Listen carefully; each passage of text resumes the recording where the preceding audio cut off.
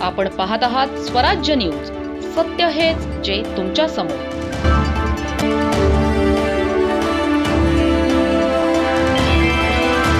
चाळीसगाव जिल्ह्यातील बहाळ गावातील अंगणवाडीची अत्यंत दयनीय अवस्था समोर आली असून यामुळे लहान बालकांच्या सुरक्षिततेचा प्रश्न ऐरणीवर आला आहे. ज्या ठिकाणाहून बालकांच्या शिक्षणाची आणि सर्वांगीण विकासाची सुरुवात होते त्याच अंगणवाडीची अवस्था अत्यंत खराब असल्याचा आरोप ग्रामस्थांनी केला आहे. ग्रामस्थांच्या म्हणण्यानुसार बहाळ ग्रामपंचायत तसेच ग्रामविकास अधिकारी गेल्या वर्षभरापासून कार्यरत असतानाही या समस्येकडे दुर्लक्ष करण्यात आले आहे. अंगणवाडीची इमारत जीर्ण अवस्थेत असून बालकांसाठी धोका निर्माण झाल्याचे नागरिकांचे म्हणणे आहे. याशिवाय अंगणवाडी मुख्य सेविकांनीही नियमित पाहणी न केल्याचा आरोप करण्यात आला आहे.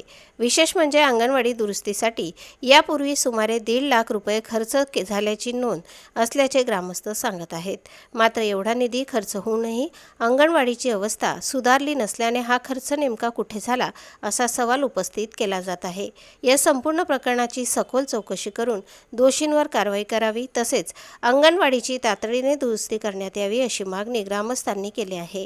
दरम्यान या आरोपांबाबत संबंधित ग्रामपंचायत ग्रामविकास अधिकारी किंवा इतर अधिकाऱ्यांची अधिकृत प्रतिक्रिया अद्याप समोर आलेली नाही.